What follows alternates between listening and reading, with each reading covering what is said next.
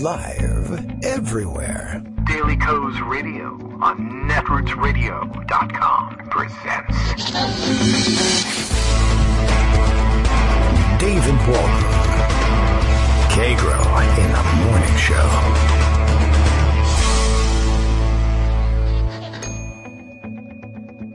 Now, here's David Waldman. Hey, good morning, everybody. How you doing? It is Monday, November 20th, 2017. Crazy kind of schedule this morning, this week, as a matter of fact. There's going to be work going on, but I don't know when it's going on. I think it's going to happen after today's show, which is good. There will be some, some background noise anyway, because there's always something going on here at Kagro in the Morning World headquarters. But you, too, may be having this noise going on in the background at your world headquarters. As it is Thanksgiving week, it'll be a short week for live shows and a bit of a crazy week for live shows. But let's start this one now, because Daily Coast Radio is live now. Bill knows. He's all the way up in Portland, Maine. He can hear us from here. Kagro X, that's me. Hi. David Waldman informs Republicans that their tax bill's biggest beneficiary will be Hillary Clinton. Exploding heads gonna explode. And that's not a bad plan. Let's try that. Why not? I might as well tell them this week that it's going to go this way. I saw a very good, I think, a good encapsulation of what exactly is going on in this tax bill. We're going to have to talk about that. The House, of course, passed its version of the tax bill. The Senate, I think, is actually scheduled to do their version of the tax bill this week, even this shortened week, which I guess because they're using reconciliation, they might actually be able to do, since it will be time limited for debate. Stan Collender, inventor of a fantastic device to get the water out of your spaghetti, by the way. Stan Collender had he came up with the phrase, although I think he got it backwards from what they use in the commercial. Maybe he was looking to avoid copyright infringement and trademark infringement problems, calling it the Trump family and friends tax cut. I think the telephone plan is friends and family, and that rolls a little more trippingly off the tongue. So I reversed the two. But yeah, he has one among many of some very good rundowns of just what kind of insane crap is in this bill. And it strikes me that news in conjunction with the news.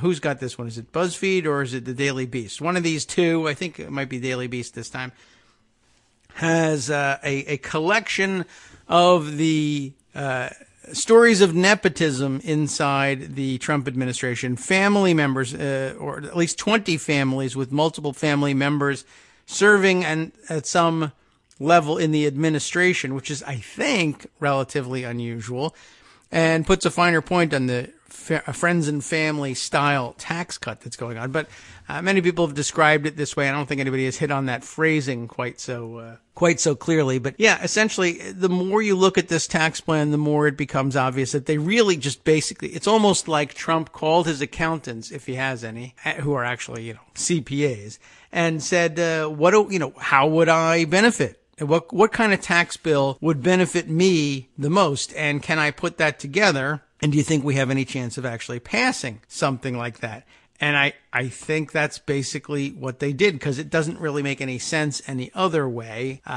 Cutting out the deductions for things that regular people use all the time. And they might not be brilliant tax provisions. I mean, I guess there's room for discussion, I suppose, over whether or not, theoretical discussion, over whether some of the deductions that they're eliminating are worthwhile as tax policy. Some of them are very valuable to the middle class, and then to the extent that that's something you want to do, something you want to bolster, keep a strong middle class, and a lot of people do believe that's a good idea. Then fine, you keep some of these things, even though they're of no particular benefit to the classes, let's say, that need perhaps a little bit more help with getting by day to day. But all these things that are being eliminated in favor of these other tax cuts, in fact, and increased deductibility of stupid things like private jets. Who do you know that, as we spoke about this last week, who do you know that has no college loans, doesn't have to worry about putting kids through college, doesn't have any medical expenses anymore because the government pays for all of his medical care. But he does, in fact, own several private jets through a holding company, of course, in his own name. Yes, but this way he doesn't have to deal with all of the actual expenses, and he can charge his family, or for that matter, the government money for flying on his airplanes. But it's almost as if he just wrote himself a tax bill that would just, in a completely insane manner, just load money into a Brinks truck and dump it at his doorstep. And, of course, normally presidents are embarrassed, or let's say at least loath to do so, but that's because you'll see their taxes. You'll see how they prepared their taxes, how much they saved and why they saved money, and where they saved money or where they paid additional money. And you're never going to see that with Donald Trump. He's going to literally rob you blind. I mean, you'll have no idea how much he took from you. And that's the only explanation for this otherwise ridiculous upside down tax bill. I'm sure you've seen the charts. Taxes go up for everybody who can't afford it and down for everybody who honestly should be paying twice as much. But hey, they'll, I'm sure, invest in a whole bunch of jobs for all the rest of us. That's, of course, never happened. But there you got it. They're just doing this thing backwards. Why? Because they just want free stuff. Money will flow to them. And at least in with respect to the man in charge, supposedly, you'll never find out just how much he's stealing from you, and how much his other family members are stealing from you, and how much his friends are stealing from you. And, well, what can you do? Let's just go for it. I really think that at this point, they've put together a bill that just is a collection of, like, hey, I mean, this would ordinarily be a terrible idea, and we don't want anyone to find out that we're doing it. But on the other hand, what the hell? Let's go for it. I mean, screw it. If we get it and a bunch of American dumbasses swallow it, and especially if we can sell it like, oh yeah, we're going to be creating jobs. The investor class is going to get a whole bunch of money, and we're going to have a new American renaissance, and the stock market will be booming, and the economy will be booming, and people will be like, I'm tired of having 50 jobs that pay me so well, and I'm tired of all the winning. Yeah, if they're willing to believe that, let's go for it. To the extent that they find out later on that we screwed them, as I understand it, I'm term limited anyway, so what the hell, I'll get out of here. And hey, if it all falls apart, I've convinced everybody that I'm rich, and I've got all these properties, and I can fly around on planes, and it doesn't even cost me any money anymore because I can charge it to the government now because I'm apparently president of the United States, so what the hell? Let's go for it. If we win, great. If we lose, I'm still rich. And so, is that really the way you want tax policy made? Apparently so. Whoops. Wow. Holy mackerel. We're going to have to change that setting on Skype. A brand new version of Skype has come out, and that's what it does, apparently, when Greg Dworkin calls in, is it rings wildly and blows out my eardrums. Thank you, Skype. Engineers at Skype, you've done wonders for us. In the meantime, let's talk to Greg. That's the important part here. Good morning, Greg. Hey, good morning. Hi, how are you? So this is like the Robber Baron Act of 2017. Let's bring back the Astors and the Carnegies and the Vanderbilts. So. Let's get rid of the income tax. Let's do all of this. Or maybe it's like Emily Latella, Maybe. The late, great Gilda Radner. What's all this discussion about reforming Texas in the Senate? Well, shouldn't that be left to Texans? Yeah, you would think that would be a much better version of it. But yeah, I wonder. It's garbage. I don't know what else to say about it. The question I have, though, is whether or not it's actually going to pass. I mean, this is like the whole discussion about how terrible the Healthcare Reform Act was going to be, and it turned out there wasn't one. That's true. And I don't think we have enough discussion about the fact that this might not pass. One of the things that happened is on Twitter, President Donald J. Trump, who is known to tweet, started attacking Jeff Flake.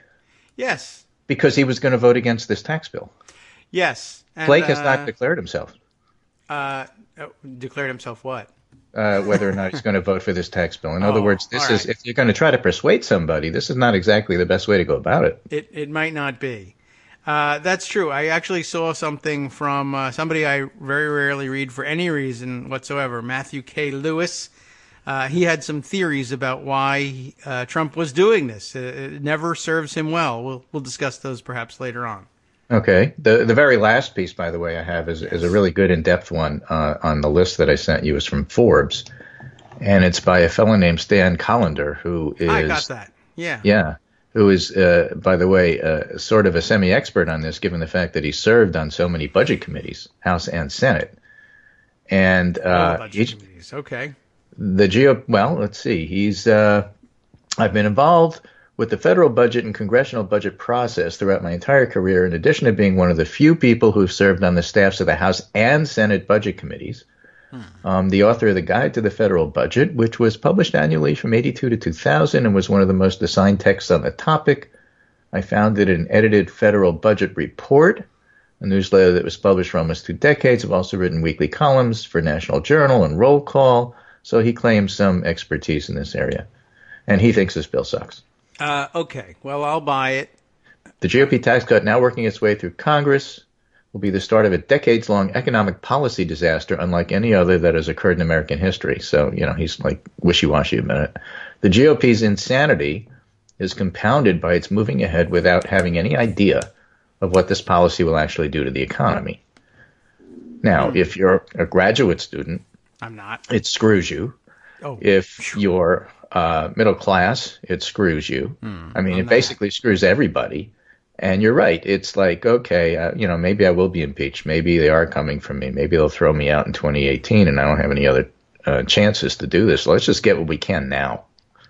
Yeah, I think that's largely what's happening, and the approach that the larger Republican Party is taking with it. And I think I do think that, knowing that to be the case, I think that Trump's people threw in just some insane provisions, like, as long as you're going to just go for it regardless because it's been your lifelong goal, let me just throw in a couple extra things for me that are just going to make my life great and other people's lives terrible. The point is, my kids can inherit more money if I do this. So that's the whole idea. Right. And Collins just points out, the whole thing about process here. The entire debate in Ways and Means and Senate Finance and on the House floor all took place before the Congressional Budget Office analysis. And what would you need that for? If it really exists, the constantly promised but never seen report from Treasury on the economics of this tax bill. I'm going to make a prediction. They will say it will be great. Well, it's a terrible, terrible thing. So he's got that going on. Of course, there's a lot going on, too, throughout the rest of the country. It isn't just this terrible tax bill. But going back to that, Collins doesn't sound like she's a yes, although it's unclear. Murkowski hasn't declared. Not only was Flake lambasted on Twitter by Trump for being a no vote when he hasn't announced that he's a no vote. Maybe he did in closed session there, private. But Trump has started to threaten GOP senators. It'd be a really, nice Senate you got here. It'd be tough if something happened to it, if you vote this tax bill down. Yeah. I wonder what the hell he's up to. Although my own... Well, the question is, does he know that he doesn't have the votes? I mean, that's where I'm going with this. That could be. I wondered whether he might think he does have the votes and thought, there's a lot of Republicans are going to vote for terrible tax bills for terrible reasons. And I wondered if I knew that and I was Donald Trump, I might get a kick out of humiliating them extensively and then watching them vote yes. That's what you think about these things. Yeah. I mean, this is Trump's razor. This is Occam's razor. Trump's razor, as Josh Marshall calls it. The dumbest, simplest explanation is generally the right one. Oh, well, in that case, it's just he just says it's cuz. So he's mad. And so he says he's... I don't know. I just thought he doesn't realize that it has to pass. He likes to yell at people. And that's the simplest explanation. I hate Jeff Flake. Well, that's true. But, we happen to mention it in context to this. Which is why it's so odd. And then, you go through here, Bob Corker's still a deficit hawk, and this blows a hole in the deficit. Okay. Chris Bartlett thinks basically the plan is very simple. You pass this, the day after it passes, you go, oh my, look what it's done to the deficit. Now it's time to slash Social Security and Medicare. Yeah, that's possible, certainly. You got to balance the budget. We all know it's important. And given these tax cuts, there's just no other choice. You got to get rid of the social safety net. Yes. That stupid net. I'm just not sure he has to, but maybe he does. I think it's going to be a close vote in the Senate. We knew it was going to pass the House. But it's all about the Senate. And if it's supposed to be done in the next couple of days, I don't know. I just don't know that they have the votes. Okay. We'll have to find out. With it being reconciliation, of course, they need fewer and they can get to find out faster. So I guess that's something. Right. And this is where Flake and Corker really have the opportunity to do something. You're a Flake and Corker. Yeah, well, you're a Cork and Flaker, But, I mean, for all the talk about, it doesn't really matter, it's only talk and stuff like that. Actually, it matters now. If Flake is a no vote on this, yes. If Corker is a no vote on this, if it goes down, then all of the discussion about, they talk one way and vote another way is way premature. And remember, you can't expect conservatives to vote against their own conservative principles just because they happen to align with Trump. You don't vote against it if you're them just because Trump is for it. Maybe Democrats do. Whereas I might, yes, right. But Republicans won't do that. But if they vote against it, it's because they're recognizing it's an awful bill. And since they're not up for re-election, they don't really care what Trump thinks about it. Yes. So we'll see. I mean, there's a lot of work to do before the Senate's in line. Yep. And all this Roy Moore stuff isn't helping. I forgot about that guy. That's true. We're going to talk about that a little bit. So I led off the pundit roundup with that. There's and if you just look at the very top of the list I sent you, you can see the picture because it shows up in Skype when you send it that way, when you send the link. And it's a view of the Birmingham News, our view, above the fold, above the Birmingham News header there. Stand for decency, reject Roy Moore. Doug Jones is the only candidate worthy of representing Alabama. And it's a pretty harsh indictment that appeared in 3 major papers across the state. Unlike the National Party, the Alabama Republican establishment has chosen to stand by him, attacking and belittling the brave women who have come forward. As a news organization, we have independently investigated stories of several Alabama women who have spoken to us and the Washington Post about the abuse they say they suffered at the hands of Roy Moore. The seriousness of these incidents, including one involving a 14-year-old child, who, by the way, was on, I think, Good Morning America today, cannot be overstated. And I agreed. You can't overstate that. It's a 14-year-old. It may be a Weinstein moment overall with everybody else talking about other figures, but this is a 14-year-old, and that stands in and of itself by itself, and Moore's a predator. And so I think a lot of Alabamians will do the right thing. We'll see in a month how many. But the New York Times has a piece this morning. As Roy Moore first made a name for himself as a prosecutor, he also developed another reputation, liking young girls. Quote, people, at times everybody knew Roy Moore liked young girls. I mean, this stuff is true is what I'm trying to say. And if you talk to people in Alabama, they know it's true. So what do you do with that piece of information? There's some fascinating stuff out there in regard to that. And that includes one piece here from, where is it from? Is it from the Boston Globe? Why evangelicals are again backing a Republican despite allegations of sexual misconduct. Okay. And there's 2 reasons. One is that the abortion and gay rights cultural issues outweighs everything for them. And the other is that it's about power. But in order to justify that, they twist themselves in knots. I don't know how much these women are getting paid, but I can only believe they're getting a healthy sum, said Pastor Earl Wise, a Moore supporter from Millbrook, Alabama. He said he'd support Moore even if the allegations are true, and the candidate was proved to have sexually molested teenage girls and women. There ought to be a statute of limitations on this stuff. And besides, there's some 14-year-olds who, the way they look, could pass for 20. Oh. So when you hear his supporters make this argument to vote for him, I think it really turns off a lot of other people. And you'd say, yeah, well, normal circumstances, that would be true, but this is Alabama. But yeah, even in Alabama. And that's why the Fox News poll showed that before and after the allegations, there was a 20-point swing against Moore from women, even while there was a small swing for Moore from the men after the allegations. Yes. Okay. So again, if you're charitable, it's because they don't believe it or they're resistant to the idea of being told what to do. But the women get it, and when you say stuff like this in support of him, they get it even more. So we'll see what happens with that. It's too close a vote to predict. The polls say that Moore will lose. Everybody says, yeah, but Alabama. But I think people are underestimating decent people in Alabama. I think a lot of the Moore voters aren't going to vote for Doug Jones, but they may stay home. They certainly could. And as we've pointed out a little bit last week, I mean, the Doug Jones story, inspiring as it is, it would pale if he weren't able to get, say, convictions in the big cases against Klansmen in Alabama, et cetera. And these were Alabamian folks that showed up for the jury, yeah? They've done the right thing before. They've stood up and said, this is embarrassing to Alabama, and we'll take care of this business. So you got to find the right people. That's all. Right. This is from a New York Times story, Quandary for Alabama Pastors, what to say about Roy Moore. And most of them are avoiding the issue rather than support him or object to him. They don't feel like they can object to him because they're scared of the congregations. Really? But they don't feel like they can be for him because he's awful.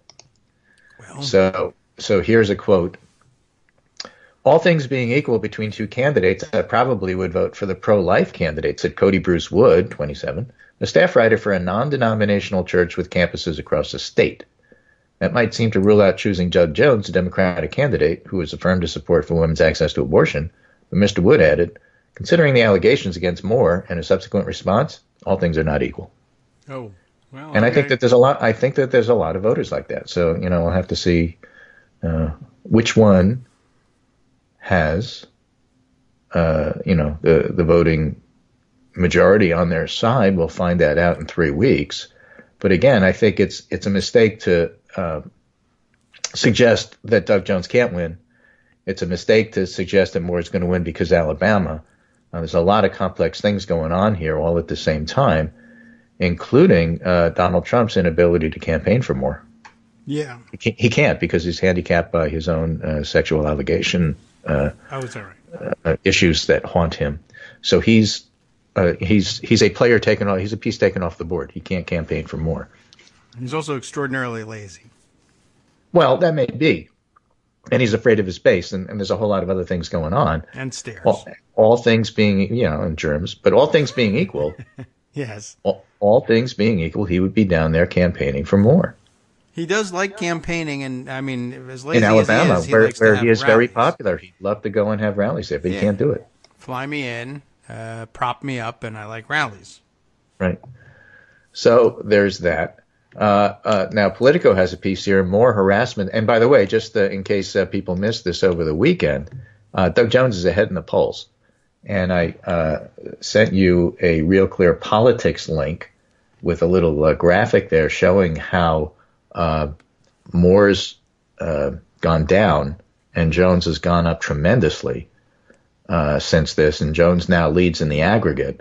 But in the most recent polls, he wins anywhere between 5 and 7 points. Mm-hmm. Harry Enton analyzed them and says, he thinks it's real. He doesn't think that there's a differential non-response or shy Tory voter or Wilder effect or whatever it is that you think it should be called, whereby more voters are embarrassed to talk to pollsters about their support. It's much more likely that Alabamians are embarrassed to admit they are going to support a Democrat and won't talk to pollsters. And the fact is that more supporters are not shy in any way, shape, or form. I read you some examples. Yeah. So the idea that they wouldn't answer pollsters, no, and that's not really the issue here. The insiders think, well, maybe over time, because there's 3 weeks left, the all of this stuff will die down a little bit, and that only helps more that the election isn't tomorrow. I'm not sure. First of all, you don't know if there's other accusers that are going to come forward, and secondly, as the individual accusers go on and do the media tours and interviews and stuff like that, it just keeps it in the news. So I'm not so sure that time helps more. What we saw with the Todd Akin situation back in 2012 in Missouri is that the polls underestimated how big a hit Richard Murdoch and Todd Akin and talking about legitimate rape and stuff like that really had. And some of the wins were actually bigger than the polls predicted. So, again, it's a reminder. The polls are close. They have Doug Jones ahead. Yes, polls can be wrong. But you know what? They can be wrong in the other direction, too. All right. Well, if they can be wrong, they can be wrong. And he may win bigger. I mean, that's what happened in Virginia, right? The polls said that the Democrat was going to win, and he did, but by a bigger margin. Everybody said, "Oh my gosh, we didn't see this coming." Well, polls can be wrong in either direction. That must be what the whole plus given or the minus fact thing is about. That's right, and given the effect that the building wave for Democrats in 2018 has not helped the Republicans by this tax discussion or this talk about Texas. Michael Nelson writes in The Hill, a political scientist. Let's give him his credentials here. He teaches political science at Rhodes College and is a senior fellow at the University of Virginia's Miller Center. In January, the University of Virginia Press will publish his latest book, Trump's First Year, and his article is entitled, "Americans Think Trump is Really Bad at Being President." That's the title? Yeah. A president's job approval rating has no constitutional meaning, of course. What does have meaning is the effect the president's standing has on voting in the first midterm election. Unless Trump is somehow able to turn things around, there's a very good chance Republicans will lose one or both houses of Congress to the Democrats next year. So that's important. But here's another thing, and this is going to highlight something that I've said to you on the show. To be sure, as 2017 has worn on, most self-identified Republican voters have remained steadfast in their support, about 80% in all polls. Okay. Right? You know that? Oh, the Trump base isn't moving. Yes, that's well, right. Here's the part that people forget. The number of people who profess to being Republicans has declined. At the start of the Trump presidency, 31% of voters surveyed in the Gallup poll identified with the GOP by October 24. That's a big jump. So what happens is people are embarrassed to be Republicans and leave and call themselves independents. So the ones that left are the radicals. And sure, they continue to support Trump. But interestingly, even after these folks leave, his support doesn't go up. It stays at 80%.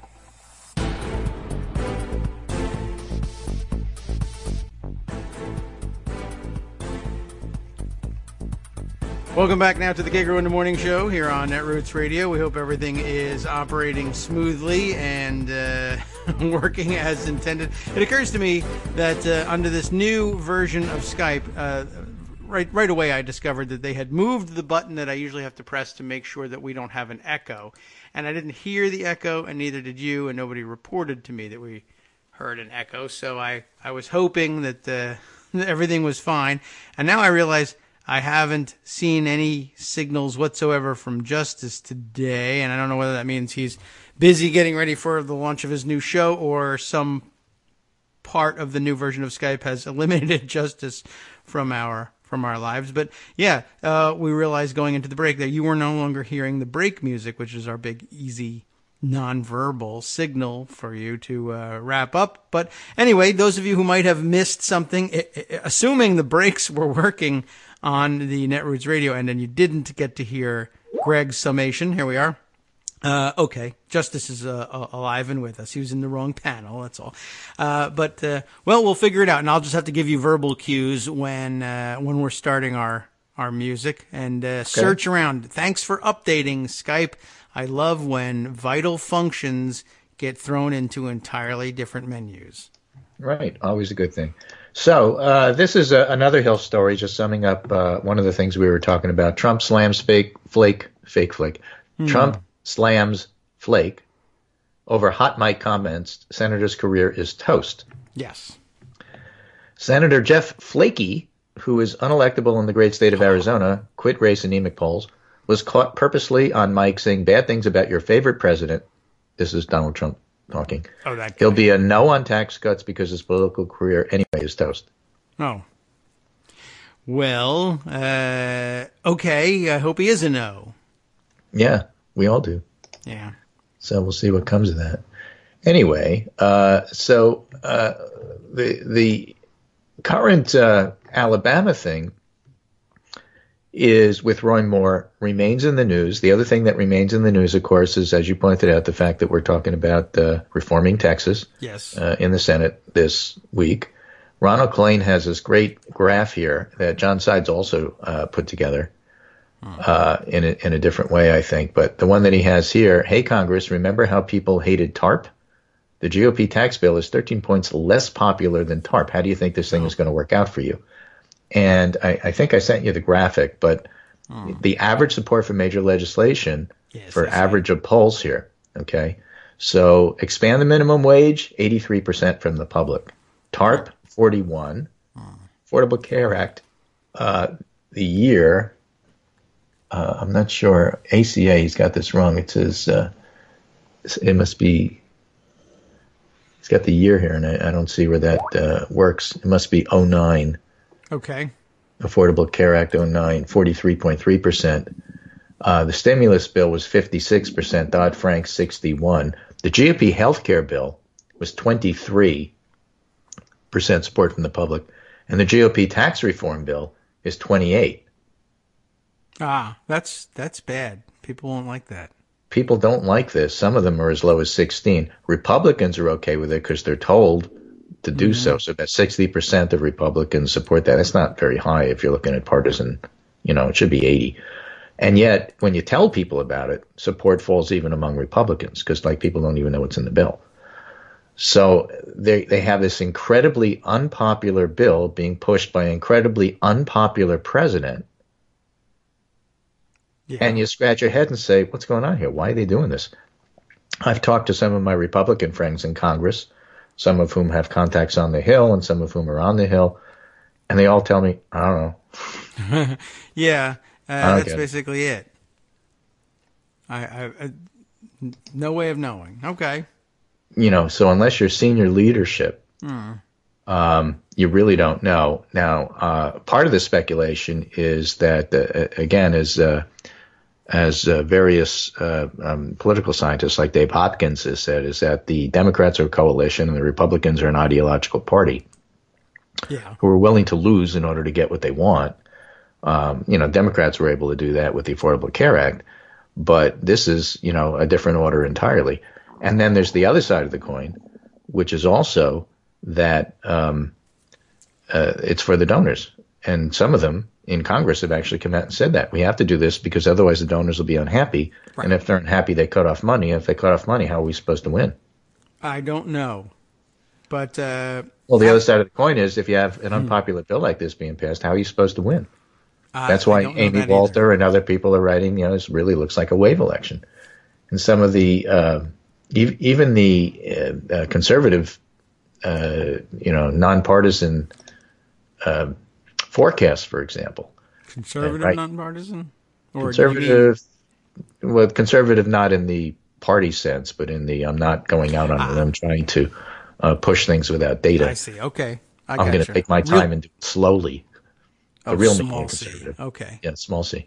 So chance of winning a House majority, for example, I'm looking at this particular website that I use by one of the political scientists who puts this together. The chance of winning a House majority, the Democratic chance is now 51.9 and the Republican chance 48.1. And that is a big change from where it was. I'm going to send you that link. It's right at the bottom there. Okay. And the odds over time, you can see by looking at it, have really changed. The Republicans were in the lead right up until, mid-November. And then what happened is a couple of polls came out, Quinnipiac and Marist, I think, 13 and 15-point leads for the generic Democratic vote. They're fairly predictive of 1 year in advance, which is where we are right now. Amy Walter suggests, and I think we've mentioned this on the show, but for those who weren't listening at the time, generally speaking, the Democrats, because of structural issues, gerrymandering, and or concentrating their voters in cities, Democrats, for the most part, need an 8-point lead in the generic ballot to feel like it's a competitive race. They need to be 10 points to confidently feel like they're going to win. And 13 and 15-point leads in those two polls is highly significant. Okay. Well, apparently it is significant because it's changing the probability of taking over. This was a pipe dream not that long ago, really. Right. And, the way things are going, again, let's see what happens with Alabama. That puts the Senate in play as well. So it is possible, certainly possible, that the Democrats would, in fact, take over the entire Congress. They're favored by a slight amount in the House, but Doug Jones is favored by a slight amount in Alabama, and should Jones win, that puts the Senate in play. Okay, I'm willing to take that. And I do wish I wish they could hurry up on that one. 3 weeks makes me a little nervous. Right. Why is this not like John Ossoff running in Georgia, where everybody was getting all excited about it, and it turned out that they came close but didn't quite do it, and everybody said, I'm tired of moral victories, I want a real win, yada, yada, yada. Well, there was a real win in Virginia, and the big difference between Ossoff and Roy Moore is that when it became clear that Ossoff could win, a ton of money flowed that way, and Ossoff was well-funded, but a ton of money flowed Karen Handel's way, and the GOP was well-funded. In the case of Roy Moore, a ton of money is flowing to Doug Jones. He's raising oodles of money, compared to what one would expect, and the money for Roy Moore has been cut off. The RNC cut him off. The the Republican senatorial committees have cut him off. RNC having closer ties to Trump, so that's an interesting move. And Roy Moore has never been a great fundraiser on his own. He's never really been an outstanding candidate in terms of traditional campaigning on his own. So right now, the estimate from Mark Murray is that on the airwaves, at least, Moore is being outspent by Jones 11-1. Oh, that's good. Which is a pretty significant estimate. So there's a whole lot of moving pieces there. And again, as you said, if we can just move this up 3 weeks, we could see what happens. But, it's certainly going to be a close race. And I think that what is clear now, which should have been clear then, and I said it at the time, is that the knee-jerk, it's Alabama, if people attack Roy Moore, it just makes him stronger, isn't true. Polls do not bear this out. There's no data to support that. He's actually lost support. So, gives you a little bit of hope and faith in humanity. I'll take it. At least with women, because it's the women that are doing this. Okay, well, they're about 50% of the population, so more than 50% when it comes to voting. I'll take it. The voting, generally is more than 50% women. So we'll see what happens. Well, I hope it's a higher percentage this time. I should think you should be motivated to get out there. So here's this is an interview. Glenda Gilmore tweets this. Roy Moore living the dream in Breitbart interview. Well, I've never been controlled. I didn't want to be controlled, and I certainly will not be controlled when I come to Washington. And Kevin Kruse, the historian, writes, no one can control me is an odd argument to be made by somebody accused of being a serial sexual predator. Although it does explain a lot. It does explain a lot. All right, and I'm going to finish with something from an unlikely source, and that is National Review. That is unlikely. It's called The Treasury Secretary's Wife. It's by Kevin Williamson. You're familiar with this piece? I did see it, and I know who we're talking about. Right, Cruella. She's not good at being inconspicuous, which is a shame. First ladies are bad enough, he writes, and the recent habit of referring to the wife of the vice president as a second lady is nauseating. The first Mrs. Trump does have a point. From a certain point of view, Melania is the third lady. But what the hell is Stephen Mnuchin's wife? The eighth or ninth lady? Formerly of Goldman Sachs, he is a pure Wall Street malignity in concentrated form, a guy who looks like he was born wearing a blue suit and braces. And that itself is okay. A little Scrooge McDuck-style sphincter clenching is kind of what you want in a Treasury Secretary. But he's not satisfied to be a pure example of one kind of awful. He has to adulterate his Wall Street awfulness with Hollywood awfulness. You'll see his name in the credits of a few big-budget movies, and lists a few like Wonder Woman. Right. But movies are where his heart is, hence the wife. Mnuchin is married to Louise Linton, a Scottish actress. Put an asterisk next to that job description, though. She's an actress in the same way that a lot of trust fund kids are entrepreneurs and business owners. And a lot of dim children of CEOs are executive vice presidents. I gotcha. She was raised partly in a castle outside Edinburgh, and most of her immediate family is employed by Linton Hay Property and the Hay Trust, which is, this will surprise you, in the business of renovating and leasing castles owned by the Linton Hay family. Oh, so you were talking about the families and their presence in the Trump administration. Yes. Without the spur of needing to pay the bills, Linton has had a cinematic career that you might call leisurely. She was nearly 30 before her first film, Robert Redford's Lions for Lambs, in which she had a small role that was, after the edits were done, reduced to non-existence. Since then, she's had roles in a lot of films you've never heard of, and one you may have, called Cabin Fever. She also published a book, In the Shadow of Congo, a memoir about the semester abroad she spent in war-torn Zambia, a tale replete with child soldiers, Hutu, Tutsi, ethnic warfare, monsoons, and the general horror of the Congolese war that beset the angel-haired visitor from the United Kingdom. That's her own description of herself. Angel-haired? Yeah. There were many problems with the account, including the fact that the Congolese war wasn't fought in Zambia, which has in fact never been at war. But if it had been at war, the war wouldn't have been between the Hutu and the Tutsi, which happened in Rwanda, which isn't where Linton was. Oh. She was down in Zambia, which does not have the monsoon she claimed to have endured, and the book was a gross, embarrassing example of the white savior genre, and a particularly illiterate and dishonest one has since been withdrawn from publication. Why? Why not even just go with it? Right. So Linton, being a Hollywood nobody, has not exactly been beset with paparazzi, but this is the age of social media, so she's become her own paparazzo.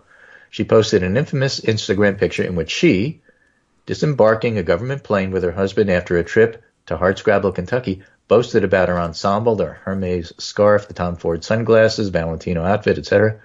When some ordinary schmuck on the internet suggested that maybe this kind of inconspicuous consumption wasn't the best look for a family engaged in what is notionally public service while flying on a government-funded private plane, Linton went into full Marie Antoinette mode, scoffing that the little people criticizing her cannot possibly have contributed as much to the economy as me and my husband, either as an individual earner or in taxes. Mrs. Linton and her husband have indeed contributed a great deal, one assumes, in much the same way as Switzerland and China have between them well more than 1 billion people. And she was back in the news this week, visiting the plant at which U.S. currency is printed, dressed in some ridiculous Kylo Ren getup. She struck a pouty model pose while holding a sheet of uncut dollars in one black leather-gloved hand, because normal people wear leather gloves indoors. But the adoration in her eyes was something to behold, and who could fail to be moved, or at least a little, by the sight of Louise Linton photographed with the love of her life. Stephen Mnuchin was also in the picture. She's awful. I don't know where she... That's right. That's his next line. These are genuinely awful people, of course. Absolute national embarrassments whose comprehensive lack of taste, elementary self-awareness is really quite phenomenal to behold. But what is truly awful is that we've reached a point in the stultification and celebritization of our politics that the wife of the Treasury Secretary is a public figure about whom one is obliged to have an opinion. This is a republic. Ideally, very few of us would have any reason to care very much who the Treasury Secretary is, much less which D-minus list never was CSI extra actress he's hitched to. The couple were married in 2017, so they're newlyweds, but they're both old enough to know better if they were the sort of people who knew better, which they aren't. That's the article. I thought it was pretty good. That pretty much sums up, them. Yes, I think so. And they're completely representative of the rest of the cabinet and representative of who serves in the Trump administration and, Trump himself. So there you have it. Yeah, they're pretty terrible. I saw over the weekend that I guess for whatever reason, Stephen Mnuchin thought that the way out of this, for whatever it's worth, was to say, I had no idea we were going to be photographed and this was going to be released publicly, which is, I don't even know why you would say something like that. It was an AP photographer who took the picture. I don't have any idea why the AP photographer was following us and taking pictures, but the idea that it was going to be published was a huge surprise to me. And, of course, people pointed out the outfit that she was wearing, which ordinarily is not a focus of attention, properly speaking. But the idea that she had put that ensemble together thinking she was not going to be photographed, like I just ordinarily wear this in case I do welding or want to participate in some sort of futuristic kendo exhibition. But no idea why she would wear such a thing to not be photographed. And then, of course, why else would you be touring the plant? And why are you holding up a sheet of dollar bills? To whom? For what reason? I don't know. So, having mentioned National Review and NRO Online, I'm going to finish with this last piece. I'm not going to read it, but I'm just going to inform you of its existence. Okay, duly noted then. Never Trumpers never agree about anything else. Not only are they a minority, they're a divided minority by Ramesh Ponnuru. And he sort of goes through the main pundits that we know and are aware of and how they disagree about everything else except that Trump is terrible. Oh. Okay, well, that makes a certain amount of sense. I mean, it's why they never get anything in particular done, I guess. Exactly his point. Okay. And dividing line of policy issues between Bret Stephens, Max Boot, Charlie Sykes, Jennifer Rubin, familiar names, Weekly Standard, Mike Lee, John Kasich. They can't agree on anything else. They just all agree Trump's terrible. Well, now, at least there's that. There are folks out there that say, no, you have to stand for something. Actually, Trump's terrible is a pretty good thing to stand for, and that might well be enough at certain times, certain places, depending upon what the issue is. Yes, and it does contribute, as you've told us, to the permission structure.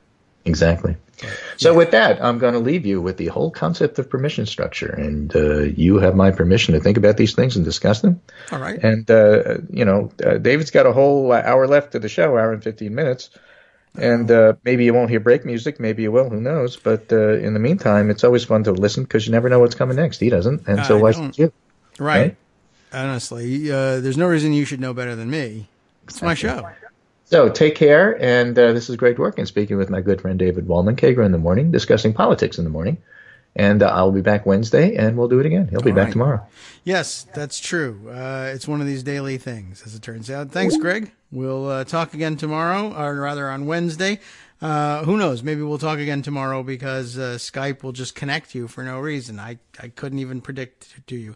So still trying to find my way through the new Skype menus to try and do something about the various weird noises that Skype makes. And some of them I think I have under control, but others continue to happen, although I thought that the button that might control them was one that I turned off. I don't know whether the button's not working properly or those noises are controlled by something else, but why you can't just have a nice, quiet conversation that begins and ends with a couple of mouse clicks, I have no idea. The point is, the internet is always right, and Silicon Valley type developers always know what's best, except when they actually hand you something new and everybody hates it. That's just sort of the way updates go.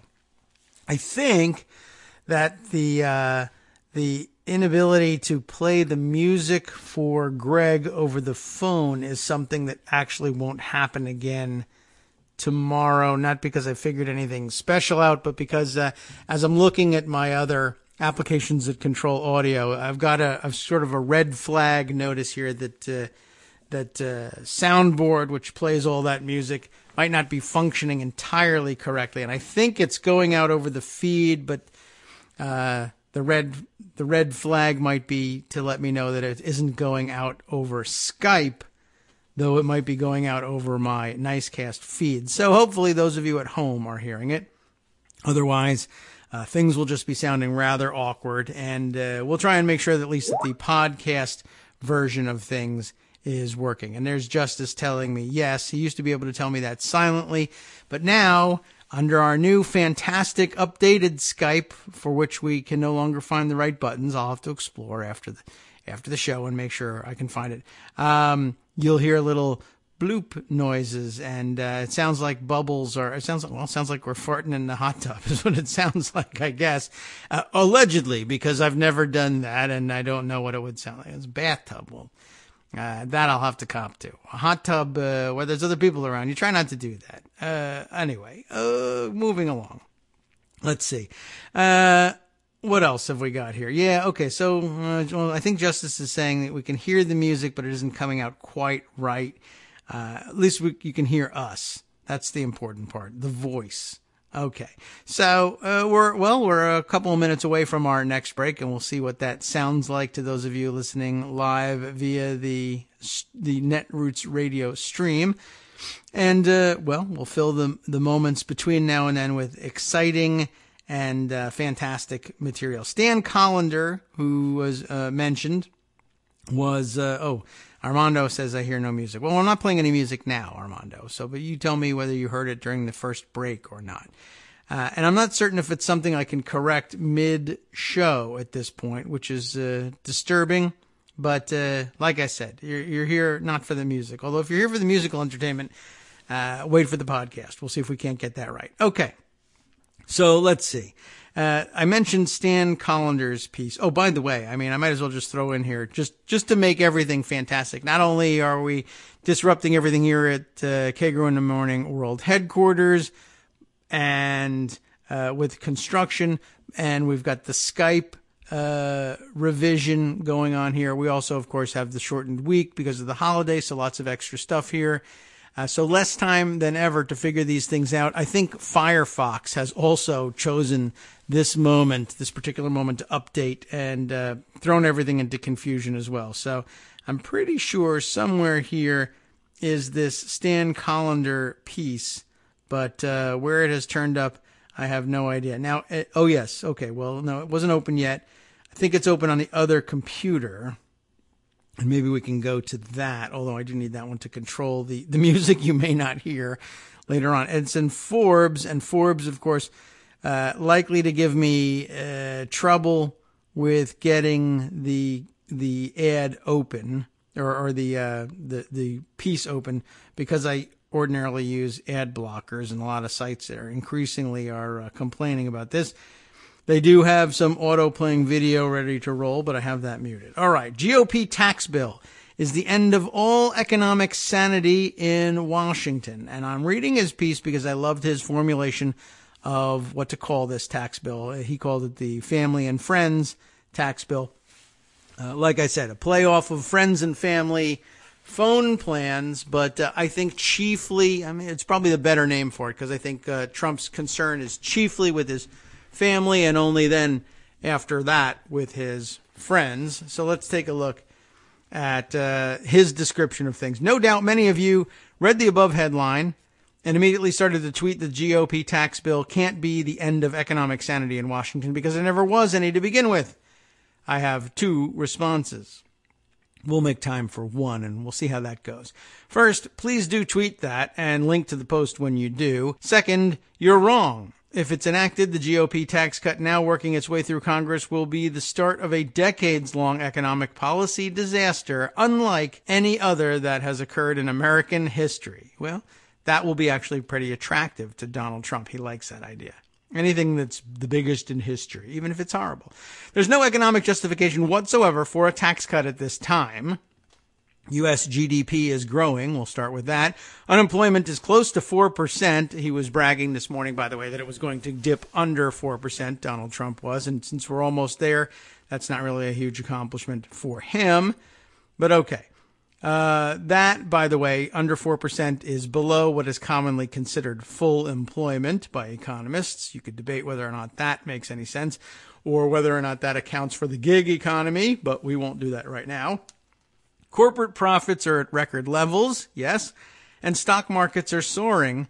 It makes no sense to add any federal government-induced stimulus to all this private sector-caused economic activity, let alone a tax cut as big as this one. And, well, that's likely true. That reminds me, there was a story I put away, last week, and I don't think we ever got around to it. And it wasn't terribly interesting at the time, but there was some video out there, I think, of an appearance by Gary Cohn, who's, he's the chair of the Council of Economic Advisors, and I guess talking about the tax cut, speaking to a group of, I don't know, bazillionaires and CEOs, as they're usually speaking to, basically put the question to the group, knowing that there were lots of C-level business executives out there. How many of you are planning to, if this tax cut passes, make major investments, reinvestments in your companies and build corporate infrastructure such as it is? And only a smattering of hands went up, and he was puzzled by that and said, I don't understand. Why aren't the rest of those hands going up? And well, I know that I saw that report last week and just sort of tweeted offhandedly that, that was because that money is the bonus pool now. They don't need these cuts. There's no particular reason for them. Corporate profits are at an all-time high. They don't need relief from anything. So throwing relief at them or throwing cuts to them and calling them relief, though they need no relief from anything, just means, well, there's windfall money, and I see no reason why we should pass that through to anyone else, certainly not employees, certainly not anybody beyond the C-suite. Why don't we just keep that money for ourselves and say we're geniuses for having negotiated tax cuts when nobody needed any? And that's why there's nothing, on tap for reinvestment in the company. They were shockingly honest about that. Either that or they had no idea that this was even coming, which is also a possibility since no one had asked for this tax break. No one expected to get it either. All right, well, we're coming up in about 10 seconds. We'll have a chance to test whether or not the music is going out over our stream. So many different directions we can go with in the next hour or so. Here's our music. Can you tell me what happens, everybody? Now, I'm hearing it, right? Are you hearing it? Do I need to raise the volume of it at all? I don't think that's really the issue.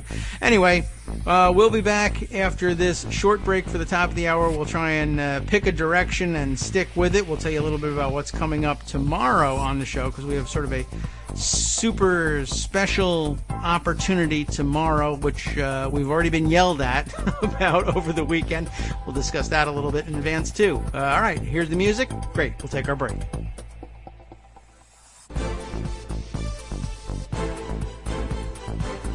All right, welcome back now to the Kagro in the Morning Show. A little bit late in returning because why not?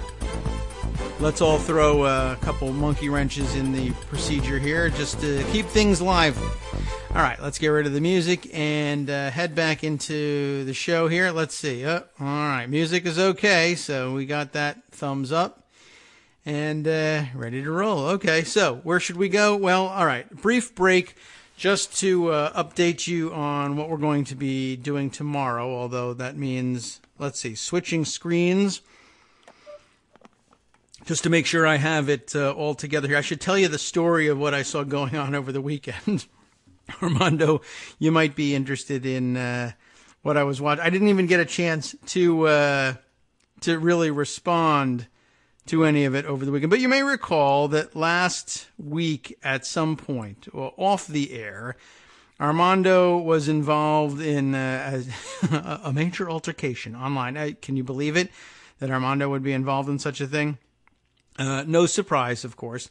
And, to anyone who's familiar with him and his style online, no holds barred, as usual.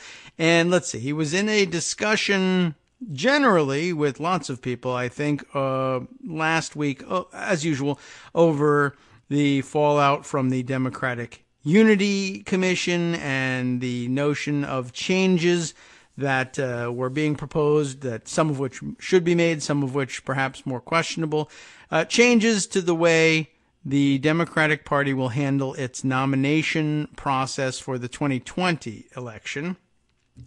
And anyway, what grew out of it was a discussion that was ongoing between Armando and Ben Spielberg, which basically got, complex and multi-directional. And they thought, Armando thought anyway, what a good idea it would be for us to continue this discussion in a forum that would allow us to speak more, fluidly, let's say, than trading now even 280 character dispatches over Twitter.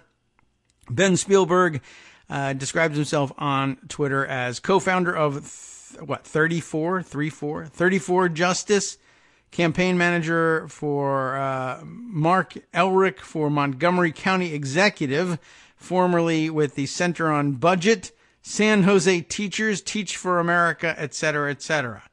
So that's an awful lot. How this discussion developed, I don't know, but perhaps Armando can fill us in a little bit on that, maybe in advance of tomorrow's discussion. But anyway, they decided, or Armando decided, and the rest of us agreed, I guess, that this would make good sense to discuss on the air, where the conversation could, like I said, flow more naturally. So the two of them wondered whether that would be something we could have on the air, and yes, the answer is yes. And we've got it set for tomorrow in the 10 o'clock hour right here on the show. And I thought, okay, why not? It's a difficult week as it is. We do have a lot to talk about, of course, but this sounds like an interesting experiment, if no other, for no other reason than, let's change the format of things and make sure that we, shake things up every once in a while. So, okay, we'll have this discussion. And what basically happened then was me standing by. I was on the air just doing Friday's show, or maybe it was Thursday's show. I don't remember when this happened. And I said, oh, look, here's a note from Armando. And he's saying, hey, I'd like to have this discussion on the air about the Unity Commission and the proposals for changing the rules, or, how we should approach the nomination in 2020. Okay, that sounds like a pretty good idea, right? Why not? I don't know anything about what's been discussed here, but I know Armando, and, he's got a pretty good idea of what would make a good feature on the air. Sure. A discussion with somebody who is, I am guessing, sort of there's a loud, annoying ring again. Okay, Armando is with us. Hey, Armando, we can help describe what happened here, and then we can describe what happened over the weekend as well. Okay, but I just actually wanted to take a minute. I've been doing let's some promote logistics back there. Okay. And if you'll take a minute, you'll see a few messages about it. Everything's a go. So all right. if you were worried about it, which nobody was, no, we were not. Okay. It's all smoothed out. Well, the idea is Ben Spielberg is a progressive activist and political consultant who has written about what he termed the favoritism and unfairness and riggedness of the 2016 nomination contest in the Democratic Party. The issues will be familiar to anybody who's listened to both you and me, David. Superdelegates, Debbie Wasserman Schultz, et cetera, et cetera. Right. So it sounded like a natural fit. We've talked about it extensively. Let's talk about it with another voice. Why not? Right. And that's the idea tomorrow. I thought that it'd be a good way to air out what's going to happen. Now, this is not, to me, I'm like Barack Obama. I'm a looking forward kind of a guy. Okay. I know. Except, anyway, bad joke. But here's the punchline. December 8th and 9th is the final meeting of the DNC's Unity and Reform Commission, which is charged with making reforms to the nomination process to commence in the 2020 cycle. As you know, there's a number of issues that have been raised about it. I have actually put together a reading list for you, so you'll know what we're going to talk about. I sent it to you in an email to your Gmail account. Okay. And you'll see a whole bunch of links. I think the starting document, and Ben may agree or disagree, and that'll be half the fun, is what is this commission empowered to do? What was the idea of it? What are they taking on? And we know they're taking on superdelegates, but I've pointed this out to people. If you look at the actual resolution, the solution or the reform on superdelegates is already written in. It's going to pledge those who are not elected officials, mostly, that are superdelegates, to have to vote proportionally with the voting in their state. But the elected officials, governors, members of Congress, other of those types of officials, will still be free agents, so to speak. So, if that's the reform, that's not actually going to stop any complaints about it, to be honest with you, because that's sort of, and you'll see Ben's arguments. I've given you two of his articles, and he'll articulate his own views much better than I'm going to. But I can tell you that one of the things that he's against is these early endorsements by elected officials.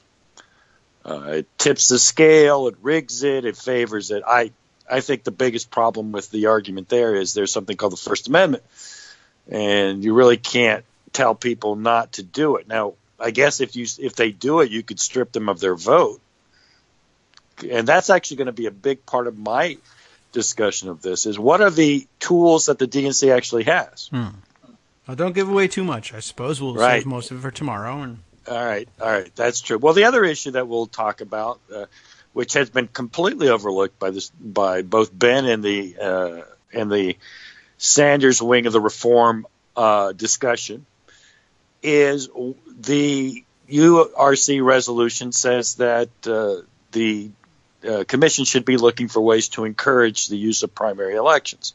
Now, encouraging the use of primary elections means discouraging the use of caucuses. It just does. Those are the two methods we have. So if you're encouraging one, by definition, you're discouraging the other. And that is going to be a big fight because there's two very live issues there, state issues. One is the state of Washington, which had the state government held an open primary, but the state Democratic Party didn't like it and had a caucus anyway. Now, it turns out that decision benefited Bernie Sanders more than any other thing in that entire process. He gained plus 50 delegates based on that. okay. And that's actually the biggest one issue swing of anything that ever happened in the entire contest. The reason I'm calling it a plus 50 is because while Sanders won overwhelmingly in the caucus, he actually lost the primary vote. Now, that same thing happened in Nebraska, but not as pronounced in terms of the delegates flip. So if you're not going to do anything about that, I find the entire discussion of reform to be just a big joke. Well, and I'll confront Ben on that, and he'll say, of course, you should eliminate caucuses, but whatever. Yes. And finally, the third issue that is not that is caucus related, and everybody seems to be okay. If you have to have a caucus to which a state doesn't hold the primary, in which case you have no choice, then you have to make it, according to the rules, a firehouse caucus at the very least. And what's a firehouse caucus? It's basically making the caucus as much like a primary as possible. Have all-day voting, have mail-in voting, have absentee voting. No more of this, go spend your evening and you have a 1 hour, 2 hour window to go vote and stand in a corner. The much vaunted Iowa nonsense. Mm-hmm. So in theory, that's supposed to go away. I don't think I was going to listen to anybody, and Iowa always seems to get its way, so I don't have much hope on that. Finally, there's arguments about transparency and outreach, and I'm sure those are important discussions, but it's not what I'm focused on in terms of what the DNC can do. I'm on record as thinking the DNC is a toothless tiger, does nothing. Both in larger terms, I don't think the DNC matters to Democratic fortunes. I think people are just completely overstate what they can do. It has no money. It takes money to do things. That's just the way it is. You can't hire organizers if you don't have the money to hire them. And the DNC doesn't have any money. It never does because it's always funded by a presidential candidate. Either the president of the party or the person who's the nominee uses the DNC for funding. But we can also have that discussion, but they're talking about financial transparency and yada, yada, and, fine, whatever they want to talk about. Good luck with that. I'm more focused on voters and maximizing the number of voters that there are. So, I find, full disclosure, I find Bernie Sanders' discussions of these to be completely disingenuous, if not dishonest. And I'm sure Ben will take great offense when I say that, but I think it's true, and I will make my argument at the time. But anyway, that's the preview. It should be fun, should be interesting, and I really do think it's important, Dave. I don't think it's not something that's just bugging me, and it's bugged me for years and years. And of course, you're a proponent of superdelegates, at least on some level, and it's kind of interesting because I think the DNC's resolution on reform is not unlike what you think, though I think you would actually let them all vote freelance as opposed to being guided by their state. But obviously that's a discussion we'll have tomorrow. at 10, and it should be fun. And as I said, I think it's important. I think voter participation is the number one issue, both in terms of the importance of elections. If people can't vote, that's bad. I think it's a fairly simple rule of thumb for me. Let more people vote. And in that sense, there's a discussion about open and closed primaries. I think it's sort of misplaced with the DNC, but we'll get into that. I don't know what your take is on that. I'm pretty agnostic on it. Yeah, well, we'll see about that tomorrow, I think, among other things. I suspect, I don't know, I would be very interested to see whether, in fact, there's defense of caucuses. I don't think anybody is ready to offer that defense anymore, and I think you'll have generalized agreement on, certainly on the premise of let more people vote. They'll engage you. Instead, I would guess Ben would want to engage you on open versus closed primaries there. Yeah. Okay. So he'll find me very willing to listen to his ideas because I don't have a strong opinion on on that. Well, good. He'll have that going So for him. it's like superdelegates. I'm actually for eliminating not only superdelegates. I'm for eliminating all delegates. Like me, I'm always the most extreme person. Like I want to repeal the Second Amendment. I want to repeal delegates. I say let's just have a straight popular vote. Regionalized primaries, have 3 or 4 go at a time. You can build a schedule that allows the race to unwind and unfold in the natural sense, and then we just count the votes, and the popular vote wins. If you win by 1 vote over the other candidate, you won. You're the nominee. No more conventions, no more anything. Though I know we need the convention for the stagecraft, but not for picking our nominee. And indeed, probably true. The convention has not picked the nominee ever in the modern times. Well, not ever is a little too strong. Okay, so since 1972, the convention has not picked the nominee. Yeah, I think that's accurate. I think McGovern won the nomination, and he fought back an attempt to take it away from him at the convention. Mm-hmm. So I guess you could argue the convention selected by not selecting. But 76, Carter won on the votes. 80, 84 was closer, but Mondale had more votes than Hart among pledged delegates, but not by much. And the superdelegates did weigh in and put a kibosh on Hart's arguments. But after that, we have followed the vote. We Democrats have followed the vote. The person who got the most votes, or at least the most delegates, won. Pledged delegates has won every time. So I'm not sure why we cling to superdelegates. But again, I'm giving away too much in the sense that everyone said, well, I've heard it all now. Why do I need to listen tomorrow? Yes, listen tomorrow because there'll be somebody arguing against me on all these things. Yes, right. That's the important part. That's what's missing here. And yeah, we should stop it at this point because I'm sure, you've alerted Ben that you were going on to promote the thing and he began to listen. He said, no, wait a second. The debate is already starting and I'm not on the air. Exactly. This is not right. Exactly. I got my first shot in, Ben. Yeah. See, I rigged it already. Right. See, yeah. That's basically would he not have a point in that? He would. And he absolutely would. And that's why I'm going to stop now. Okay. And he'll get the first word tomorrow.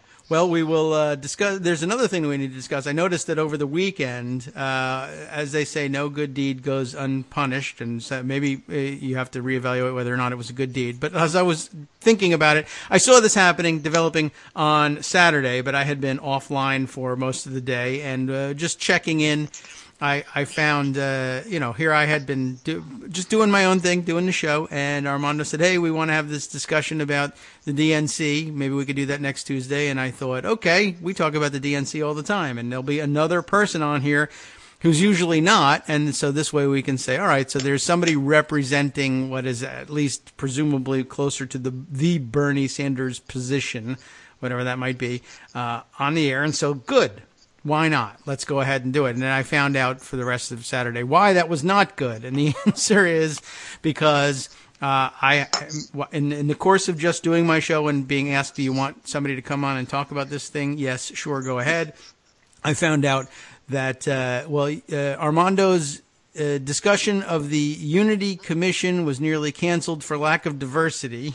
And I thought it was a great lesson for a lot of people, and it's because then so Armando says we're going to do this thing, and the objection surfaces, and it's like, okay, that's nominally a decent objection, minus the fact that we're really talking about something that was at that point literally being done in a guy's basement. Was, well, where are the black voices in this discussion? Two white guys are going to get on the air and discuss the future of the DNC.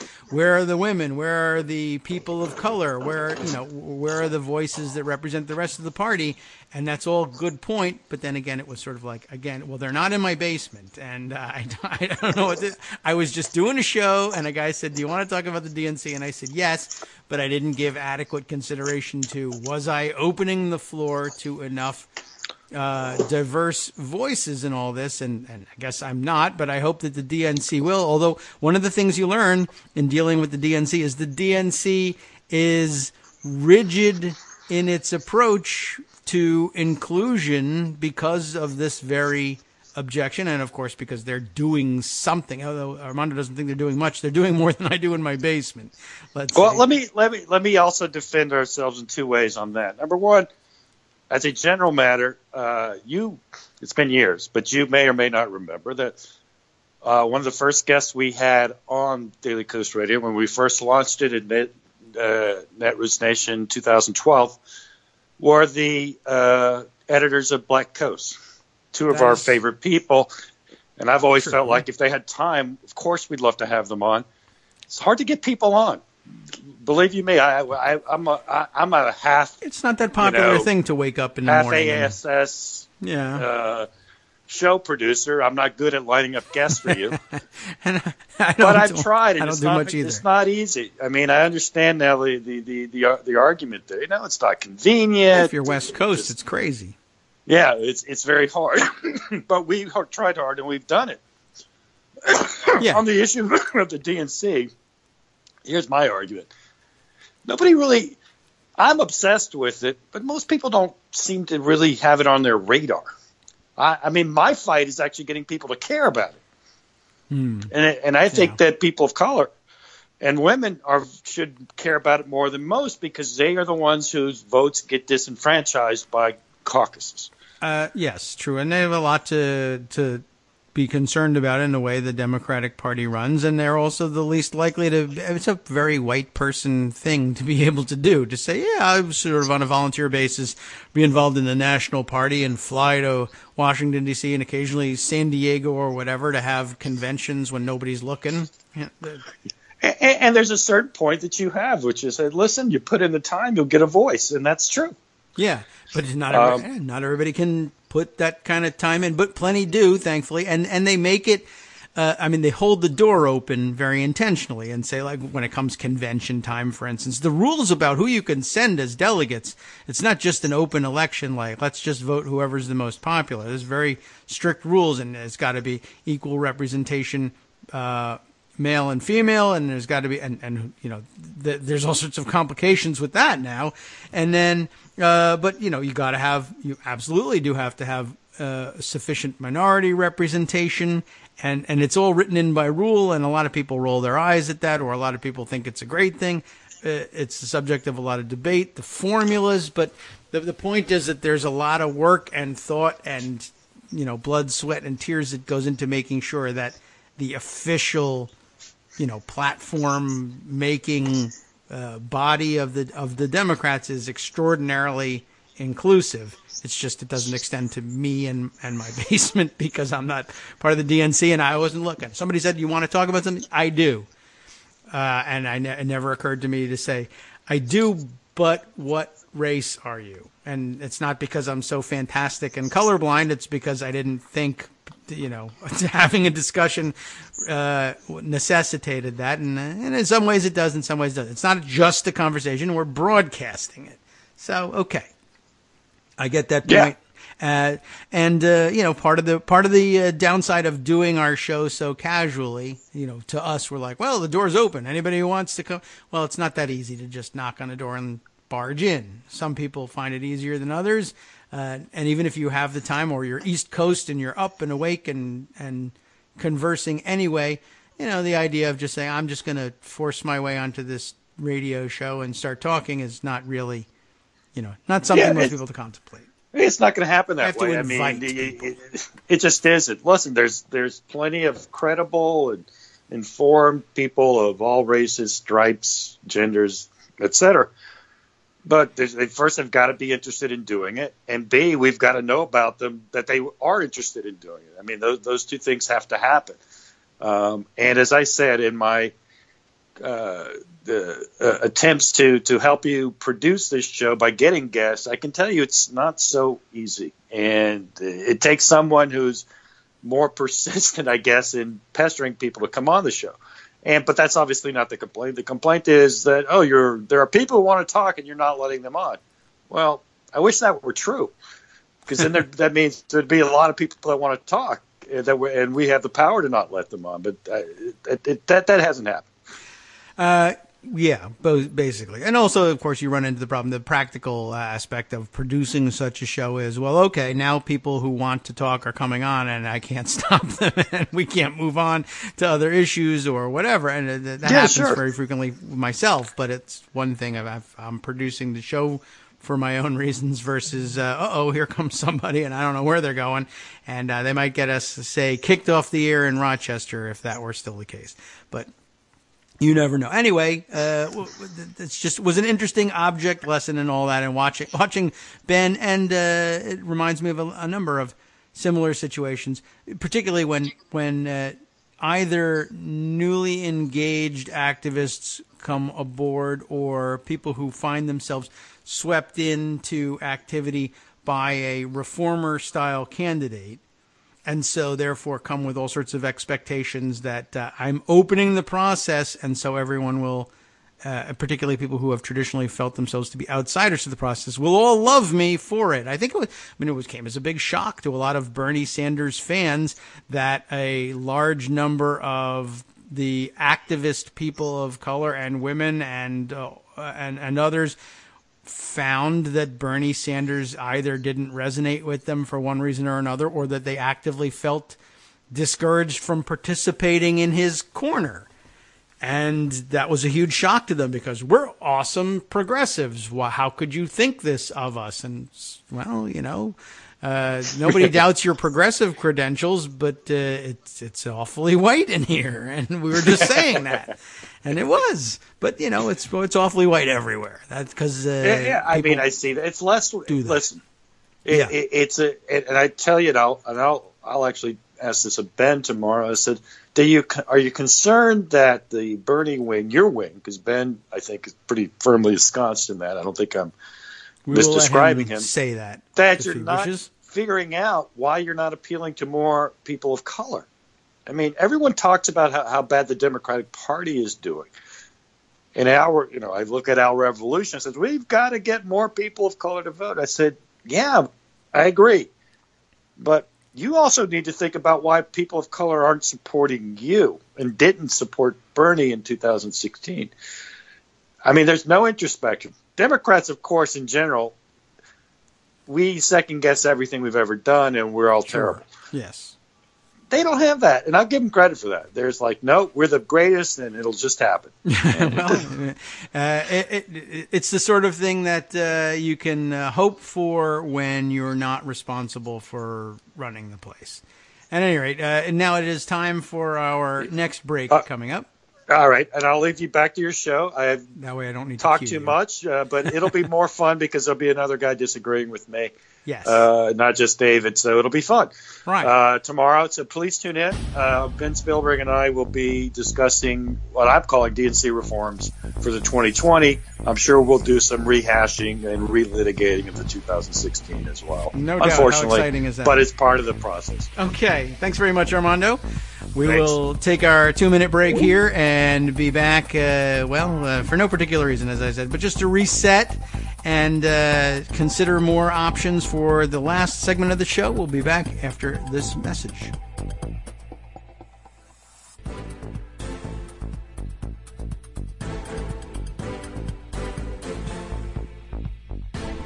Welcome back now to the Kagro in the Morning Show here on Netroots Radio, experimenting just a little bit with trying to get the mix just right for our re-entry into the show. But it's the last break, so If we got it, we got it. If we don't, we don't. We'll have to, maybe we really just need to engineer the music. I've been saying that for about 3 weeks now. So now's about the time when I might think about getting around to it, perhaps over the break.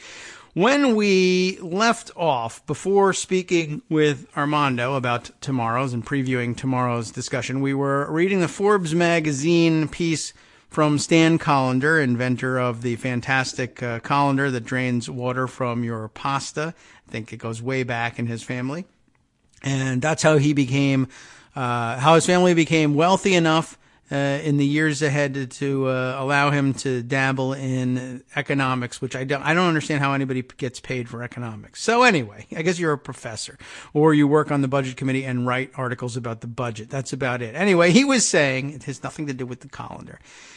He was saying that, as his headline said, the GOP tax bill is the end of all economic sanity in Washington. And just to remind you of what we read before breaking for the brief discussion with Armando, was no, it isn't. It isn't the end of economic sanity in Washington because Washington was never sane. Remember that. But he says, well, okay, there's more to it. There's no economic justification whatsoever, as he had said, for a tax cut at this time. GDP is growing. Unemployment is close to 4%. Corporate profits are at record levels and stock markets are soaring, all of which Donald Trump says he takes credit. It makes no sense to add any federal government-induced stimulus to all this private sector-caused economic activity, let alone a tax cut as big as this one. This is actually the ideal time for Washington to be doing the opposite.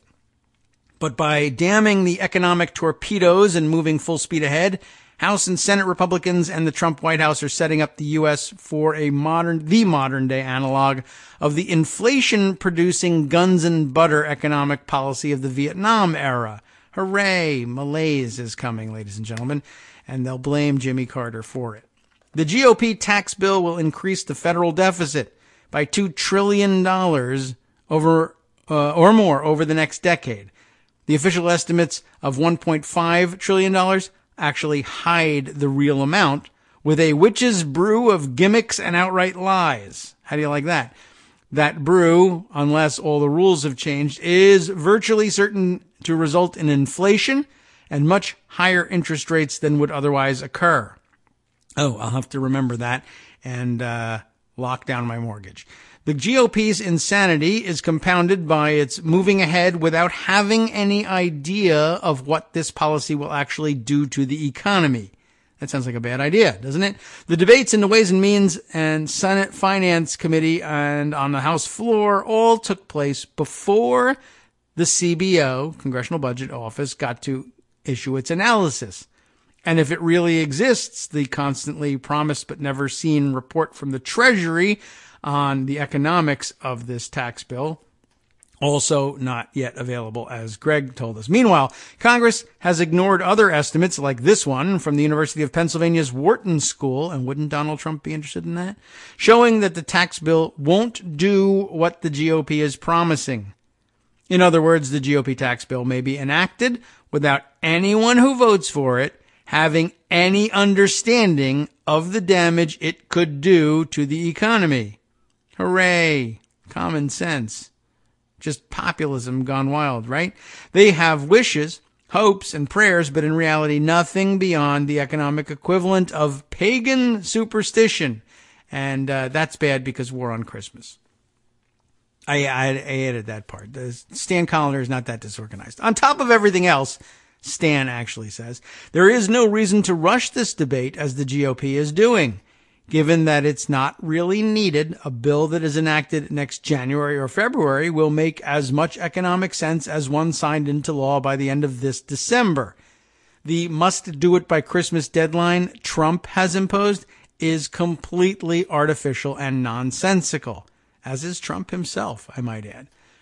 The real economic insanity of the GOP's tax bill will be felt in future years. Consider the following, and here are some bullet points for you. The $1 trillion a year budget deficit will not be the result of some cyclical changes. Cynical, yes, but cyclical changes that will be reversed when the economy improves. These will be permanent structural deficit increases. The tax hikes that will be needed to resolve the structural imbalance between federal spending and revenues will be impossible for political reasons. That is, once we realize that we're in trouble and are exploding the deficit, the tax hikes that will be necessary to set that right, impossible to do. Whenever the U.S. economy grows more slowly than expected, or there's a turndown, an annual deficit of $2 trillion could easily become the norm. Remember that all of this is based on extraordinarily rosy projections for growth. If we miss those projections, we're doomed. The federal government will have far less ability to respond to economic downturns unless previously unimaginable and politically intolerable deficits, tax increases, or spending cuts suddenly become acceptable. Although, again, I guess we should remember in all of this, we could hold our modern monetary theory up next to it. And I suppose it's possible that these guys might be backing into that sort of policy now that they've thrown out the idea that deficits matter. But I don't think so. I think they'll use the deficits cynically later on to cut social services even further. Anyway, moving on with our bullet points. Reduce the national debt. As they say in New York, forget about it, at least in the next decade. Much more national debt plus rising interest rates means interest on the national debt will be the fastest growing part of the federal budget. Congratulations, deficit hawks. All right, excellent. Without massive cuts in Social Security, and here's the point, Medicare and the Pentagon, yeah, right, it won't be possible to reduce federal spending enough to do more than tweak the deficit. Washington's ability to invest in anything new that will improve the economy, whether that's infrastructure, education, medical research, will be far less given the already high deficits. Last bullet point here, even though the limits to monetary policy became obvious over the past few years, the Federal Reserve will be the major economic policymaker in Washington over the next decade. In other words, if the GOP tax bill is enacted, Congress and the President this year will give up almost all ability to deal with the U.S. economy for at least a decade, even when, as almost certainly will happen, there's a downturn. No one else will be able to fulfill this role. That's almost a textbook definition of economic insanity. So there you have it. Not only will this possibly inflict great damage, but it will erase the ability of this federal government or any future federal government to address the damage once it becomes apparent. That sounds really smart. Let's do it. Let's do it 5 times. What a fantastic approach. Okay. So let's see. I mentioned that there's also, let's see, considerably, we're really finding a surfeit of analyses of just how stupid, upside down, and backwards this tax bill actually is. I don't know if there's any one in particular that that's better than the others, although one presents itself rather easily for our consideration right now. Kevin Drum wrote this one up in Mother Jones. Republicans are laser targeting enemies in their tax bill. There's 2 approaches to analyzing this tax bill. And we've heard a little bit about one of them. One, of course, is let's go through it and take a look at all the ridiculous provisions obviously geared to benefit Donald Trump, his family, and his friends. But there's also, let's take a look at how ridiculous some of these other provisions are and how blatantly they target his putative enemies. Kevin Drum takes care of that part. Let's see. Inside Higher Ed, a publication, Inside Higher Ed, runs down the impact of the Republican tax bill on colleges and universities. He hates colleges and universities. Smart people go there, and he's dumb. Accomplished people go there, and he's useless. And, of course, he hasn't been able to buy himself any respect by buying himself a Wharton undergrad degree, and nobody believes he's got any business acumen as a result of having gone there. That bothers him. So why not target colleges and universities? The plan, Inside Higher Ed said, would impose a 1.4% excise tax on college endowments at private universities, double the standard individual tax deduction, meaning weaker incentives for charitable contributions to colleges. You understand that one, right? You'll have considerably less, if any, incentive to itemize your deductions. Now that you have a larger standard deduction, that'll probably, for most people, be worth more than itemizing. And so, in other words, when your alma mater or any other college or educational institution asks you for a tax-deductible donation, you'll realize, you know what, I'm probably not, it might take a little while until you really begin to understand it. You might be contributing out of habit or out of, generally, if it's your alma mater, you might genuinely feel like that's your obligation to give money to help support it. But the tax deductions you used to take will probably disappear unless you unless you make so many charitable contributions that you exceed the now doubled standard individual tax deduction. What else happens in here? It ends the student loan interest rate deductions. And so the cost of borrowing to go to college increases dramatically. It restructures the American Opportunity Tax Credit, eliminating tax benefits for students who take more than 5 years to graduate, and repeals the Lifetime Learning Credit, which is used by grad students, workers who need retraining, and part-time students, and non-traditional undergrads who take more than 4 years to graduate. The legislation would kill another provision that is deeply important to college faculty members and administrators personally. Section 117D of the tax code allows employees of nonprofit universities and colleges to exclude from taxable income qualified undergraduate tuition reductions they or their dependents receive. And again, we explained that one last week in terms of, let's say, the janitor who mops floors at Boston College, because Boston College offers its employees reduced or eliminates entirely tuition for them and their dependents. And so you can send your 5 kids to college at low or no cost by virtue of having taken this job at Boston College. Or even worse, in some senses, or I guess I should say more widespread, perhaps. I don't know.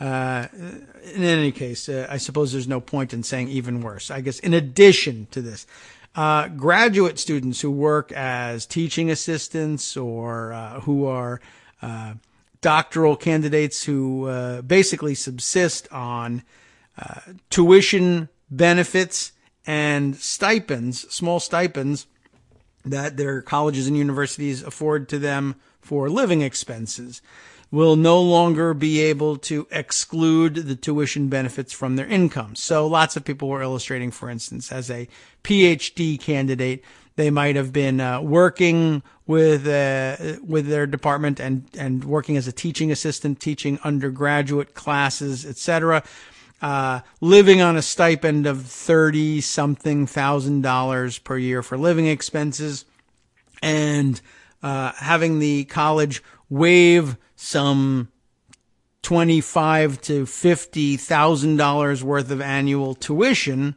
along the way. You teach classes for us, we'll give you a little bit of money to work on and let you take your classes for free. That $25,000 to $50,000 or so that of worth of tuition that they waive will now be imputed to you as income, which makes sense ordinarily absent the exclusion. That's income to you, right? Any benefit that is given to you that's worth money is treatable as taxable income under the IRS code. But imagine now that you're really pulling in cash something in the order of $35,000 a year in annual cash income. But because of the elimination of this tax exclusion for income benefits, the IRS is now taxing you at the rate they would ordinarily be taxing someone who brings in $85,000 a year. You've got $35,000, but they're taxing you for $85,000. It's a huge increase, and I did see some people who worked as teaching assistants while they were pursuing their graduate degrees, describing how that would have affected them, and something in the order of 150+% tax increase. That's a pretty rough change. Yeah, 150, 170% hike in your taxes. I don't know how you deal with that. You're going to be in huge trouble. Let's see. There's another one here. Kevin Drum says, this is my favorite. The proposal would also eliminate a provision of the tax code used by many universities to waive the cost of tuition. That's how he puts this whole argument for graduate students filling positions like teaching assistantships. If the proposal were to go through, those institutions wouldn't be able to waive tuition costs without imposing new taxable income on grad students, said Stephen Bloom, Director of Government Relations at the American Council on Education. It is standard practice not to charge tuition to grad students. In fact, a pretty good rule of thumb is to avoid any grad program that actually does charge tuition. But if this passes, the waived tuition would count as taxable benefits for grad students. It's truly astounding how targeted this tax bill is. It favors rich investors who mostly vote Republican. It punishes big urban states that mostly vote Democratic. It hurts universities, which are filled with Democrats, or very often are anyway, and it specifically harms students who mostly wouldn't be caught dead ever voting for a Republican. Has a big tax bill ever been this carefully constructed to reward and punish voters who support the right or wrong party? I doubt it very much. I doubt very much whether we would be able to find one so sharply targeted. But again, like I said, I just think this is Donald Trump saying, what the hell? I mean, I love rewarding friends and punishing enemies. Let's go to town. If we win, hooray, fantastic, great. Things work the way I always wanted them to. If we lose, who freaking cares? I'm rich, and screw the rest of you. That's basically where he stands on all this. Let's see.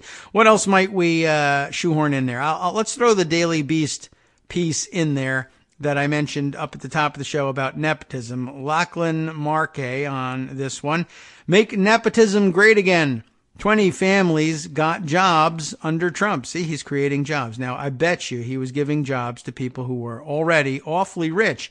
And he probably figures it's okay because they're only getting measly government salaries. Starts off this way. Most people have heard of Ivanka and Jared. We have. But the first family is far from the only group of relatives staffing the Trump administration. A Daily Beast examination of public records reveals that there are at least 20 families joined by either blood or marriage in which multiple members hold some federal post or appointment. They include the families of some of Trump's most prominent campaign supporters and agency officials, including one cabinet officer. The posts range from senior White House staff to more ceremonial and advisory positions. A few of the most prominent cases came to the fore in recent weeks with the hiring of Eric Trump's brother-in-law to be chief of staff at the Department of Energy. Yes, so Eric's wife, I don't remember which one is his wife, but whatever. One of the two. Lara, I don't remember that. Is that Eric's wife or is that Donald Jr.'s wife? But anyway, Eric's wife's brother is chief of staff at the Department of Energy. And also there is, you would have heard this on the show last week, the nomination of Brett Talley to a federal judgeship in Alabama. In paperwork filed with the Senate Judiciary Committee, Talley failed to disclose that his wife is the chief of staff to White House senior counsel Don McGahn, presenting a potential conflict of interest if the administration ever argues a case in Talley's court. But McGahn, too, has a direct relation in the administration. His wife, Sharon McGahn. Sharon was hired in May as a policy advisor to the Treasury Secretary, Stephen Evil Guy Mnuchin. In March, Trump tapped former Ford Motor Company lawyer Jim Carroll to join McGahn's team. Carroll has since moved over to the Office of Management and Budget, where he serves as general counsel. But before he did, the White House hired his son, James Carroll III, whose previous professional experience, by the way, consisted of a stint as the sports editor of his college newspaper And now he is a staff assistant in the White House. Fantastic. That does sometimes happen, but okay. There's just a lot of it happening these days in this particular administration. Gee whiz. Such staffing choices aren't necessarily novel for this administration, as is noted here. From John Adams to John Kennedy, U.S. presidents and their teams have drawn on families for high-level staffing. A lack of comprehensive records for previous administrations makes it difficult to gauge whether the Trump administration is staffed by more families than his predecessors, but Trump's administration is, more than any since perhaps Kennedy's, defined by blood relations, with daughter Ivanka Trump and son-in-law Jared Kushner occupying senior posts, and other members of the family, including sons Don Jr. and Eric, and daughter-in-law Lara Trump, serving as prominent public faces of the president's political and business arms, though they are not supposed to do so, but who cares? LOL, nothing matters. And the degree to which other families supply the administration with top talent only further illustrates the insularity of the current group, controlling the levers of power in Washington, D.C., because populism. Though not technically a federal employee, former New York City Mayor Rudy Giuliani serves as an informal advisor to the president. In March, his son Andrew joined the White House Office of Public Liaison as associate director after his professional golfing career petered out. Too bad about that. The younger Giuliani's LinkedIn page listed him as a former sales intern at investment firm Caprock. Okay, sure, fine. As Secretary of Education, Betsy DeVos is one of the administration's most senior officials, but her family, as you know, has also provided tremendous financial support for the president and the Republican Party, shelling out more than $200 million in Republican campaign contributions. Donors are frequently rewarded with administration posts, and the DeVos family was no different. In September, Dick DeVos Jr., Betsy's husband, we haven't really heard about him, was appointed to the Federal Aviation Administration's Management Advisory Council. Next month, Pamela DeVos, Betsy's sister-in-law, landed a spot on the advisory board for the John F. Kennedy Center for the Performing Arts. DeVos's brother, Eric Prince, the founder of the notorious military contractor Blackwater, was also said to be informally advising Trump and his incoming administration after last year's election. There's more, yes. Other intra-family administration posts have been more prominent and filled more direct policy-making roles. Often these appointments have illustrated another ongoing trend in the Trump administration, the tasking of high-level officials to regulate or oversee industries in which they formerly worked. Former House Financial Services Committee Oversight Counsel Uta Dillon, I'm not sure how he pronounces his first name there, was appointed as a senior assistant to the president in January. In June, his wife, Janet Dillon, was tapped to be an Equal Employment Opportunity Commissioner, which puts her on a body that previously took enforcement actions against at least two of her former employers, United Airlines and J.C. Penney, for allegedly discriminatory action that took place while she served in legal roles for the companies. Although it should be perhaps mentioned that the EEOC is likely as any to enter into litigation with just about anybody. I don't think there's any private enterprise you could be working in that's immune from that. So that could happen to almost anybody.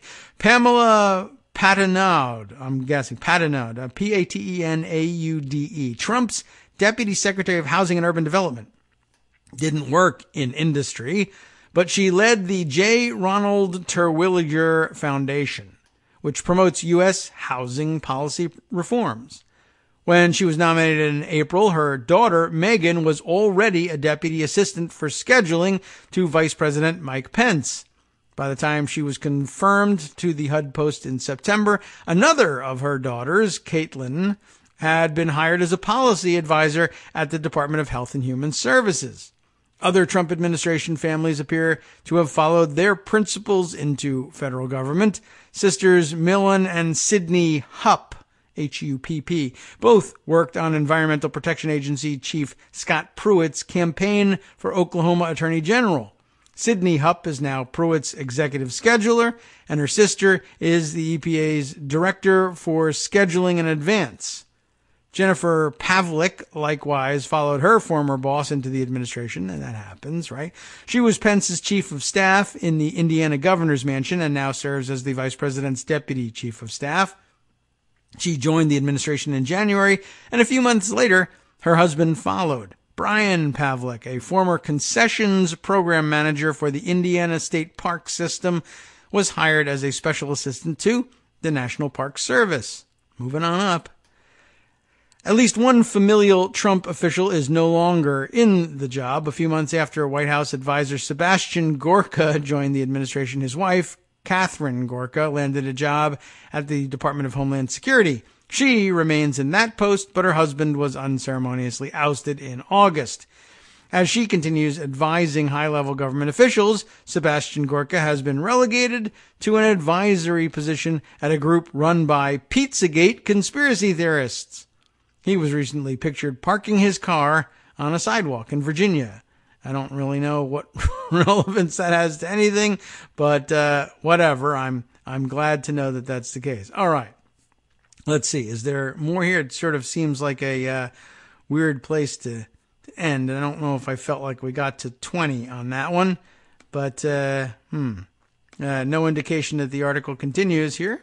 So at any rate, it's nearly time for us to sign off for the day. Anyway, lots more to get to. So many suggestions that people had for us to add to the mix. We'll have to kind of get back to the Trump-Russia happenings over the weekend and this morning. And of course, news out of the special counsel's office about a wide-ranging request for documents of the Justice Department itself, this time apparently relating to the recusal decisions made therein. So also an interesting subject of some review. We have some listener contributions that we'll save perhaps for our pre-taped shows appearing later in the week. They have helpfully offered us a couple of minutes of reprieve in putting those shows together.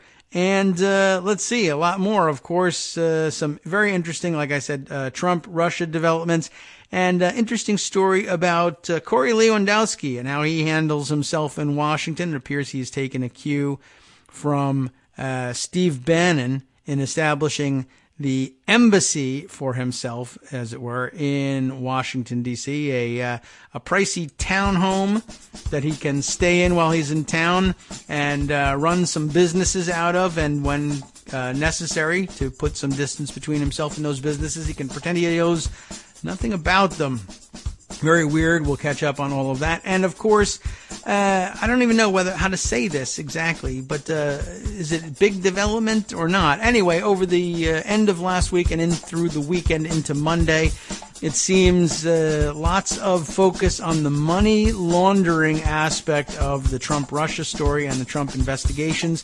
Pleased to see that our early suspicions are sort of panning out, and that we have prepared you for where the special counsel investigation appears to be going in all this. And we'll have to catch up on the latest on the Al Franken allegations. Lots of sleuthing over the weekend that tended to make it look like perhaps there was ground developing for doubting the story as told by Leanne Tweeden. And we did wonder whether that was the case and whether that was why Al Franken was approaching the apology the way he was. But now there's further allegations being made, and a second accuser has surfaced. I'm not prepared to address that. We'll talk about it tomorrow, among other things, when we return.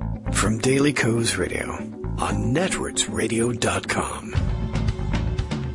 You have been listening to the Kagro in the Morning Show with David Waldman.